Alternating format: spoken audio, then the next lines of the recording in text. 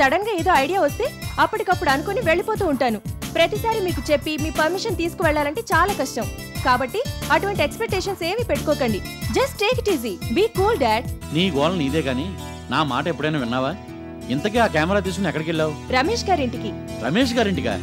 రోజు ఆఫీసులో ఎలాగో ఆయన బుర్ర తింటూ ఉండుంటావు, కనీసం సండే అయినా ఆయన ప్రశాంతంగా ఉండనీకపోయావా? ఎవరు చెప్పారు డాడీ నేను ఆయన బుర్ర తింటున్నానని? కొంపతీసి ఆయనేమని చెప్పారా మీకు? లేదు లేదు లేదు, ఆయనేం చెప్పలేదు, నేనే సరదాగా అన్నాను. అయినా ఇవాళ సండే కదమ్మా, పాపం ఆయన ఇంట్లో రెస్ట్ తీసుకుంటూ ఉంటారు. ఇవాళ కూడా నువ్వు వెళ్ళి సలహాల పేరుతో ఆయన ఇబ్బంది పెట్టడం దేనికి? అదే డాడీ మీతో ప్రాబ్లం, ప్రతిదీ మీరే ముందు ఊహించేసుకుంటారు. నేనేం ఆయన దగ్గరికి సలహాల కోసం వెళ్ళలేదు, సరదాగా ఆయనతో టైం స్పెండ్ చేద్దామని వెళ్ళాను. ఆయన గొప్ప బిజినెస్ మ్యాగ్నెట్ కదా, సండే ఇంట్లో ఉండి ఏమేం చేస్తుంటారో తెలుసుకోవాలని అందరికీ ఉంటుంది. నాలాంటి అభిమానులకి ఆ క్యూరియాసిటీ మరింత ఎక్కువ. అందుకే కెమెరాతో సహా అక్కడికి వెళ్ళిపోయి రోజంతా ఆయనతోనే ఉండి బోల్డని ఫోటోలు తీశాను. అక్కడికి వెళ్లే ముందు కనీసం ఆయనకి ఫోన్ అన్నా చేసి చెప్పావా నువ్వు రాబోతున్నావని? చెప్తే థ్రిల్ ఉండదు డాడీ, అదే కదా మీ జనరేషన్ కి నా జనరేషన్ కి తేడా. చెప్పకుండా వెళ్తే ఆయన ఏమన్నా అనుకుంటారా? ఆయన ఏమనుకోలేదు, హీ ఫెల్ట్ హ్యాపీ. మీరే అనవసరంగా ఏదేదో అనుకుంటున్నారు. పైగా చెప్పకుండా వెళ్తేనే వాళ్ళు క్యాజువల్ గా దొరికిపోతారు, అప్పుడు మంచి స్నాక్స్ వస్తాయి తెలుసా? ఏంటో నువ్వు గట్టిగా చెప్పావని నీ మాట కాదనలేక ఆయనకి నేను పరిచయం చేశాను. పాపం ఆయన ఎంత ఇబ్బంది పడిపోతున్నారో ఏమో. డాడీ నా మూలంగా ఆయన ఇబ్బంది పడిపోతున్నట్టు ఆయన ఏమన్నా మీకు చెప్పారా? చెప్పలేదు, కాకపోతే అది ఇంక మీరు అందరితో ఆగండి. ఆయన చెప్పలేదు కదా, చెప్పినప్పుడు చూద్దాం. మీరే ముందు ఊహించుకోవడం దేనికి? అది కాదమ్మా నేను చెప్పేది. మీరే నేను చెప్పేది వినండి. మీరు వద్దన్నా నాకు ఇష్టమైన పనులు చేయడం మాన్ను. అయినా నేనేమన్నా తప్పు చేస్తున్నానా మీరు అంతగా ఆలోచించడానికి? Just take it easy dad. చెప్పాను కదా, I can take care of my self. You know daddy, I felt so happy today. ఆయన ఇంట్లో ఆయనతో పాటు రోజంతా గడపగలిగినందుకు నాకు చాలా సంతోషం వేసింది. అభిమానులకి ఇంతకన్నా వేరే అదృష్టం ఏముంటుంది? I like him so much dad. ఆగిపోయామే, చెప్పు. యాక్చువల్లీ ఈ విషయం మీతో ఎప్పుడు చెప్పాల్సింది. ఎనీవే సందర్భం వచ్చింది కాబట్టి ఇప్పుడు చెప్తున్నాను. యు నో డాడ్, నాకు ఆయన అంటే చాలా ఇష్టం. అది కేవలం ఇష్టం కాదు, ఒక రకంగా చెప్పాలంటే ప్రేమ. I love him dad. ఏంటి డాడీ అలా చూస్తున్నారు? నేనేం జోక్ చేయడం లేదు, నిజమే చెప్తున్నాను. నాకు ఆయన అంటే చాలా ఇష్టం. ఆయనకి ఎలాగో పెళ్లి కాలేదు కదా, ఆయనకు కూడా నేను నచ్చితే పెళ్లి చేసుకుంటాను. ఏం డాడీ మీరు, ఏమైంది మీకు? ఈ మాటకి అంత షాక్ అవ్వాలా? నీకు మధ్య ఏమైనా పోయిందా? రమేష్ గారు నువ్వు పెళ్లి చేసుకోవటం ఏంటి? ఆయన వయసు ఎంతో నీకు తెలుసా? ఎంత? నేను ఆ మాత్రం కనుక్కోలేదనుకుంటున్నారా? ఆయన అంటే నాకెంతో అభిమానం ఉన్నప్పుడు ఆయనకి సంబంధించిన ప్రతి విషయం నేను ముందుగానే తెలుసుకుంటూ ఉంటాను. He must be between 40 and 45, that's all. అదేం పెద్ద వయసు కాదు. అయినా ప్రేమకి వయసులో కులాలు మతాలు ఇవన్నీ అడ్డుగోడలు కాదు daddy. I love him very much, that's all. అంతా నీ ఇష్టమే అనుకుంటున్నావా? నీకు ఆయనకి 20 ఏళ్ళైనా ఏజ్ డిఫరెన్స్ ఉంటుంది. అమెరికాలో ఇలాంటివన్నీ మామూలునేమో కానీ మనం ఉంటున్నది ఇండియాలో. ఇంకెప్పుడు ఆయన గురించి అలా ఆలోచించొద్దు. అభిమానం లాగానే ఉండాలి, అది హద్దులు దాటకూడదు. అసలు ఆయనకి ఈ విషయం తెలిసిందంటే ఎంత ఇబ్బంది పడతారో తెలుసా? ఏం ఇబ్బంది పడరు, ఈ విషయం అంటే చాలా సంతోషిస్తారు కూడా. ఆయన మీలాగా ఓల్డ్ ఫ్యాషన్ కాదు, he's very modern in his outlook. అయినా మీకు అదంతా దేనికి? ఆయనతో నేను మాట్లాడతాను. ఏంటి అలా చూస్తున్నారు? నేను నిజమే చెప్తున్నాను. ఈ విషయంలో మిమ్మల్ని ఏ రకంగానే ఇబ్బంది పెట్టను. నేనే ఆయనతో మాట్లాడతాను. ఆయన కూడా నన్ను ఇష్టపడితేనే ఈ పెళ్లి జరుగుతుంది. ఇందులో బలవంతం ఏముంది? ఏం డాడీ మీరు మరీను? దానికంత కోపం దేనికి? మనసుకు నచ్చిన వ్యక్తిని ప్రేమించడం, పెళ్లి చేసుకోవడం తప్ప? నేను నీతో ఆర్గ్యూ చేయలేను. నాకు మాత్రం ఈ పెళ్లి సుతరాము ఇష్టం లేదు. ఓ కమ్ ఆన్ డాడీ, దీనికే మీరంత సీరియస్ అయిపోవాలా? ప్లీజ్ మీ మూడ్ మార్చుకోండి. ఇప్పుడు ఏమైందని నా మనసులో మాట చెప్పాను, అంతే కదా? మీరు చెప్పినట్టు నిజంగానే రమేష్ గారు కూడా నన్ను ఇష్టపడాలి. అప్పుడే కదా మనం ఈ పెళ్లి గురించి ఆలోచించాల్సింది. ఒకవేళ ఆయన ఈ పెళ్లి చేసుకోను అన్నారనుకోండి, మీరు కోరుకున్నట్టే జరుగుతుంది. ఇంతలోనే మీరు బీపీ పెంచుకోవడం దేనికి? Just take it cool, relax. వ్యవహారం అంత దూరం దాకా వెళ్ళలేదు కదా, వెళ్ళినప్పుడు ఆలోచించుకోవచ్చు. ఏదేమైనా నీ పద్ధతి ఏం బాగోలేదు. అసలు నువ్వు ఇలా మాట్లాడతావని తెలిస్తే నేను ఆయనకి నేను పరిచయం చేసేవాడినే కాను. నాకు తెలిసి మీరు ఇలా అంటారని. నేనేమన్నా తక్కువ తిన్నానా? ఏదో పెద్దవారు మీరున్నారు కాబట్టి మిమ్మల్ని పరిచయం చేయమన్నాను. మీరు కాదంటే కనుక నేనే వెళ్ళి ఆయన కలుసుకొని అక్కడ జాయిన్ అయ్యేదాన్ని. ఈ విషయంలో నన్నెవ్వరూ ఆపలేదు డాడీ. నాకు ఆయనంటే అంత ఇష్టం. ఏంటి అలా చూస్తారు? ఇప్పుడు కొంపలే మునిగిపోలేదు కానీ రండి టిఫిన్ చేద్దాం. ఈ విషయాన్ని ఇప్పటికి మర్చిపోండి, తర్వాత చూసుకోవచ్చు. Come on dad, take it easy. సరదాగా ఉంటేనే లైఫ్ ని ఎంజాయ్ చేయగలం. ప్రతి విషయాన్ని హార్ట్ మీదకి తీసుకుంటే చాలా కష్టం. రండి.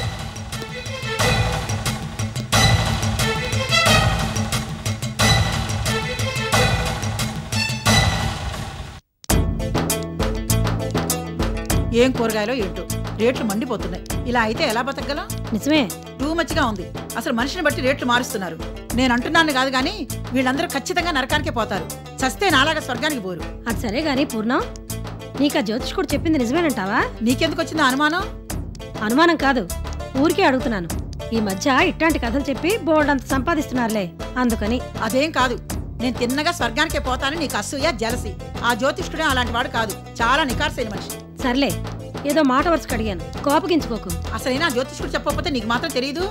పుట్టిన దగ్గర నుంచి నేను అన్ని పుణ్యాలే కదా చేసింది. డెఫినెట్ గా స్వర్గానికే పోతాను. ఈ మార్కెట్ల చుట్టూ తిరగటం, ఈ కూరగాయలు కొనటం, ఈ రేట్లతో అలమటించిపోవటం ఇవన్నీ ఉండవు. రోజు morning show, matinee first show. ఆ దేవేంద్రుడి సభలో కూర్చుని డాన్సులు చూడటమే. ఇప్పటికి ఈ విషయం 1,00,000 సార్లన్నా చెప్పుంటాం. 1,00,000 సార్లు చెప్తాను. ఏంటట, ఈ అదృష్టం అందరికీ రావద్దు.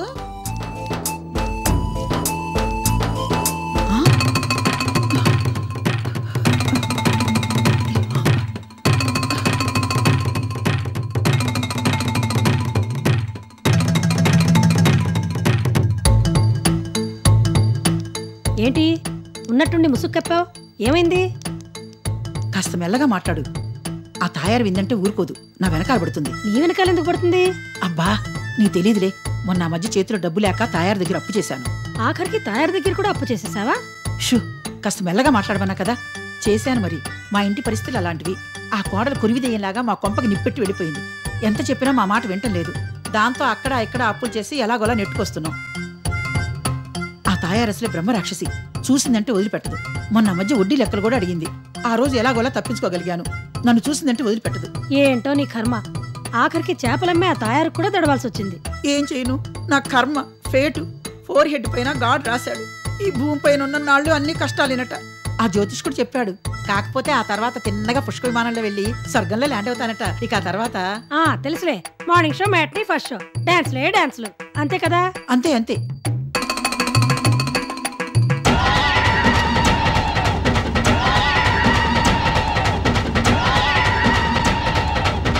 ఆవిడగారు చేతి చిక్కానంటే మనల్ని కూడా చాపం చేసి అమ్మి పారేస్తుంది.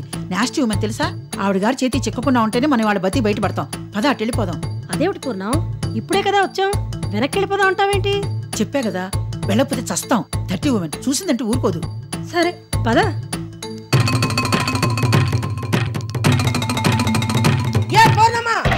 ఎక్కడికి జారుకుంటున్నా? ఉండు, వస్తుందా? చూసావా, రాక్షసింది. చూడనే చూసింది, ఇక నన్ను వదిలిపెట్టదు. ఎందుకంత భయం? త్వరలోనే అప్పు తీర్చేస్తానని చెప్పు. ఆ మాట ఇప్పుడు చాలా సార్లు చెప్పాను. ఆవిడ గారు అప్పు వెంటనే తీర్చకపోతే చెప్పుతో కొట్టినా కొడుతుంది. మరి ఇప్పుడు ఏం చేద్దాం? ఏముంది, రన్నింగ్ రేసి పరిగెత్తుకుంటూ వెళ్ళిపోదాం. పరిగెత్తుకెళ్దామా? ఉండు, వస్తానా? అవును, లేకపోతే ఆ రాక్షసింది నన్ను వదిలిపెట్టదు.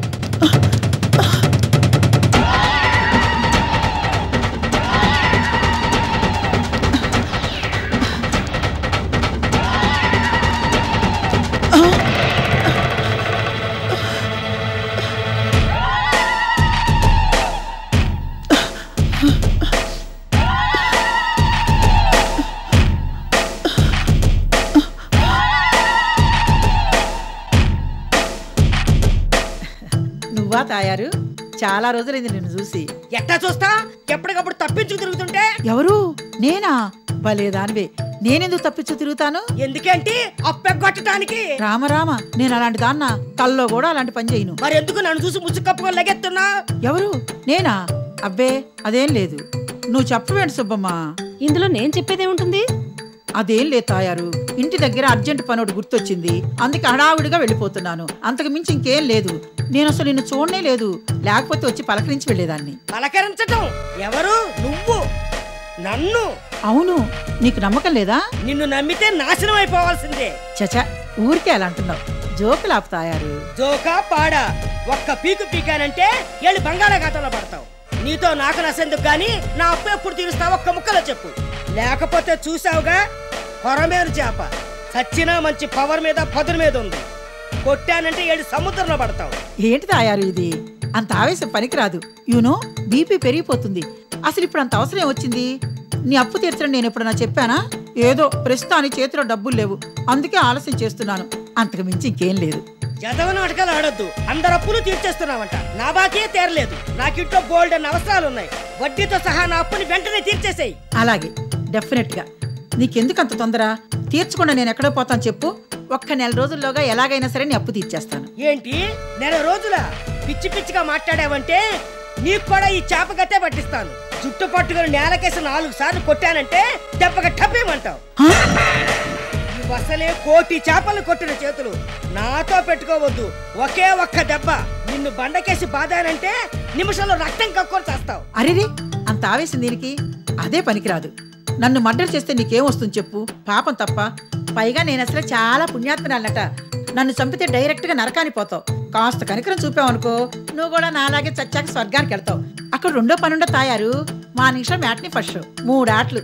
ఆ రంభా ఓరసి మ్యారకల్ డాన్స్ చూడటమే, టికెట్లు కూడా కొనక్కర్లేదు. మొట్ట గిడిసిలాగా తెగరెచ్చిపోతున్నావు. కొట్టానంటే మట్టి కొట్టుకుపోతావు. వచ్చే చేపనోరు నువ్వు. ఆ నోరు తెరిస్తే చాలు అన్ని అబద్ధాలే. లేదు తాయారు, నిజం. నీ చేపల వ్యాపారం మీద ఒట్టు. నా మాట విను, తిన్నగా స్వర్గానికి పోతావు. మొన్న జ్యోతిష్కుడు చెప్పాడు నేను అక్కడికే పోతాన్ని. వాళ్ళ డాన్సులు ఉంటాయి చూసావు, మహాబ్రహ్మాండంగా ఉంటాయిలే. ఈ కొరమేంతో కొట్టానంటే ఆ డాన్స్ ఇక్కడ ఇప్పుడు నువ్వే చేస్తావు. అప్పు గురించి మాట్లాడితే స్వర్గాలు రంభలు ఓరవసలు అంటావేంటి?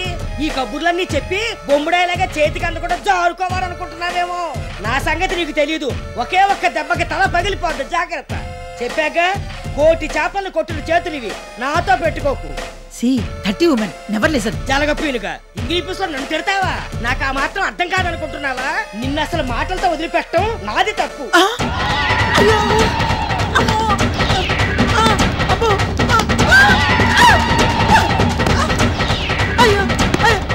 కుదురుగా వచ్చి నిలబడి ఓ 4 దెబ్బలన్నా తినక అలా బొమ్మడాయిలాగా ఎగిరెగిరి పడతావే. నీ ఒళ్ళు మండ.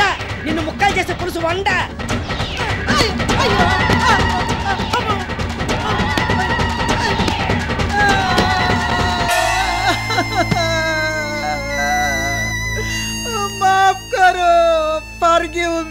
దెబ్బలు పడ్డా ఇంకా ఇంగ్లీష్ లో తిడతావా? నిన్ను. అయ్యో కాదు కాదు, తిట్టడం లేదు. నన్ను క్షమించి వదిలేతాయారు అంటున్నాను. అనాథని, నాకెవరూ దిక్కులేరు. కొడుకు ప్రయోజకుడు కాదు, కోడలు కొరీదేయమై మా కొంపకు నిప్పు పెట్టింది. ఉన్న ఒక్కగానొక్క మగుడు చచ్చి స్వర్గానికి పోయాడు. ఏ రకమైన ఇన్కమ్ లేని దాన్ని నా మీద కనికరం చూపెట్టుతాయారు. చేతిలో డబ్బుంటే నీకు ఇవ్వకుండా ఎగ్గొడతానా? లేకే కదా వ్యవస్థలు. అమ్మా అమ్మ, ఒక్క 4 రోజులు ఓపిక పట్టు. నీ అప్పు వడ్డీతో సహా పువ్వుల్లో పెట్టి నీకు ఇచ్చేస్తాను. నీ చేపల వ్యాపారం మీద ఒట్టు. అలా చెయ్యకపోతే నువ్వు నిజంగానే నన్ను ముక్కలు చేసి నన్ను పులుసు వండేసాయి, సరేనా? నేనేమన్ను. నిజమేనంటావా? ఇదిగో నీకిదే చెప్తున్నాను. మాట తప్పావో మొట్ట గుడిసెను నలిపేసినట్టు నలిపేస్తాను, జాగ్రత్త. అమ్మమ్మో, మాట తప్పుతానా? అలా చేస్తే మట్టి కొట్టుకుపోతాను. ఎలాగైనా సరే ఓ 4 రోజుల్లో నీ అప్పు తీర్చేస్తాను, సరేనా? కాస్త దూరంగా నిలబడతాయారు. ఒకటే బ్యాడ్ స్మెల్ గా ఉంది. ఇంటికి పోయి తలారా స్నానం చెయ్యాలి, లేకపోతే ఈ వాసన ఇల్లంతా పట్టెట్టుంది. ఏంటి కంపని నా కూతురు నా మీద ఎగిరి పడుతుంది. ఏంటి కంప? నీకిన్ని దెబ్బలు పడ్డా ఇంకా బుద్ధి రాలేదు. ఈ చేపల కన్నా నీ నోరే మరింత కంపైంది తెలుసా?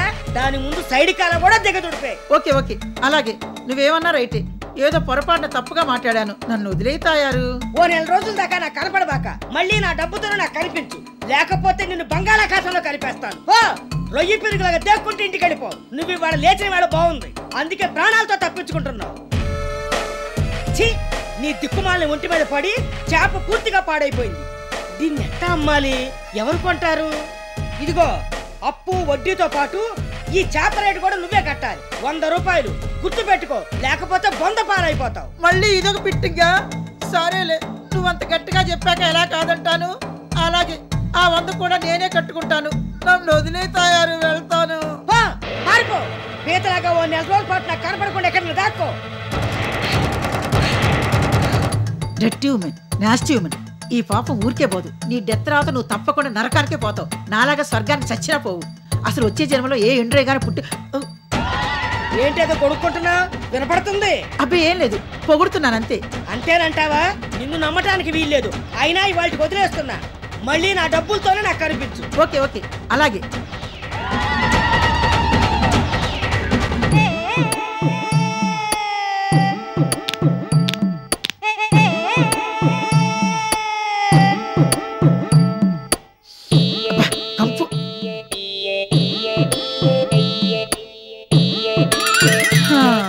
నా కర్మరా భగవంతురా, నా కర్మ.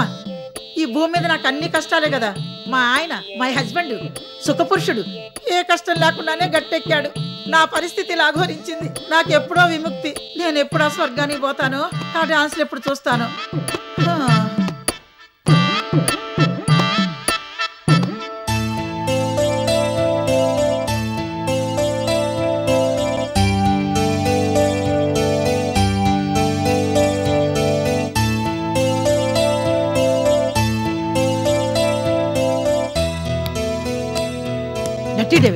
చేశానే కదా అంత అలసైపోయాను. చిచి, చీరంతా పాడు చేసేసింది. నలుగురు నా పరువు తీసేసింది. నేను మళ్ళీ ఆ మార్కెట్ మొహం చూడాలంటేనే భయపడేలా చేసింది. Nasty women. రోజు 100 చేపలైనా బండకేసి రుద్దుతూ ఉంటుంది. చేతికి అందితే నన్ను ఓ బండకేసి బరబరా రుద్దెదిరి పెట్టుండేది. అదృష్టం బాగుండబట్టి ఆవిడ గారి చేతికి అందలేదు. చిచ్చి, అయినా తాయన్న కదా అనాల్సింది. వీడిని అనాలి. ఏంటంటీ అంత కోపంగా ఉన్నారు? ఎవరిని తెగ తిడుతున్నారు? ఎవరిని తిడితే ఎవరు ఊరుకుంటారు? నా తలరాత నేనే తిట్టుకుంటున్నాను. ఇప్పుడు మీ తలరాతకి ఏమైందంటీ? బ్రహ్మాండంగా ఉంటేను. బ్రహ్మాండంగా ఉంది. వీడికి అన్ననాడే నా బతుకు బండలైపోయింది. వీడు అప్రయోజకత్వం మూలంగానేగా నేను ఊళ్ళో అందరికీ అలసైపోయాను. అదేంటంటీ మీరు బాగా కోపంగా ఉన్నట్టున్నారు. అందుకే అనవసరంగా సూర్య గారిని ఆడిపోసుకుంటున్నారు. నేనే అనవసరంగా ఆడిపోసుకోవట్లేదు. వాడు ఏదో ఉద్యోగం చేస్తున్నట్టయితే నేను ఇలా అప్పులు పాలైపోయేదాన్నా? సరే, అది చేత కాదు, వదిలేద్దాం. పోనీ కోడలైనా దారిలోకి తెచ్చుకున్నాడంటే అది లేదు. ఆ మహాతల్లి టింగురంగా అంటే కుడి చేత్తో ఎడం చేత్తో తెగ సంపాదించి పారేస్తుంది. మేము ఎన్నిసార్లు చీవాట్లు పెట్టా పట్టించుకోవడం లేదు. విడాకులు ఇవ్వకుండానే విడిగా ఉంటుంది. ఆవిడ ఇష్టం వచ్చినట్టు ప్రవర్తిస్తుంది. అడిగే వాళ్ళు ఎవరున్నారు కనుక? వీడు కాబట్టి ఊరుకున్నాడు. ఇదే ఇంకొకళ్ళైతేనా భార్యను చెడామడా తిట్టి అవసరమైతే కొట్టి మరీ ఇంటికి తీసుకొచ్చేవాడు. వీడి భయం లేక ఆవిడ గారలో బరి తెగించిపోయింది. భార్యాభర్తలు అన్నాక ఏవో గొడవలు రావడం సహజం. అంత మాత్రానికి ఇలా వదిలి వెళ్ళిపోతుందా? ఆవిడ ఇష్టం వచ్చినట్టుగా ఉండిపోతుందా? పోనీ అక్కడి నుంచైనా డబ్బులు పంపిస్తుందా అంటే అది లేదు. ఇన్ని నెలలైంది, నాటి సింగిల్ రూపీ, ఒక్క రూపాయి కూడా పంపలేదు. ఆవిడకే ఏమైనా చేస్తుంది. వీడు సమర్థులై ఉంటే ఎప్పుడో దారికొచ్చేస్తుండేది. ఒకళ్ళనేది ఏముంది? ఇదంతా నా కర్మ. వీడిని గండెందుకు ఇదంతా నేను అనుభవించాల్సిందే. అయిన దానికి కాని దానికి నన్ను అడిపోసుకుంటావంటే నువ్వు ఆవిడ తప్పు చేస్తుంటే నన్ను అంటావేంటి? ఆవిడ ఆవిడ అంటున్నావు. ఎవర్రా ఆవిడ? నీ పెళ్ళామే కదా, పరాయిది కాదు కదా. అది అలా ప్రవర్తిస్తుంటే బుద్ధి చెప్పి దారి తీసుకురావాల్సింది నేను కాదు, నువ్వే.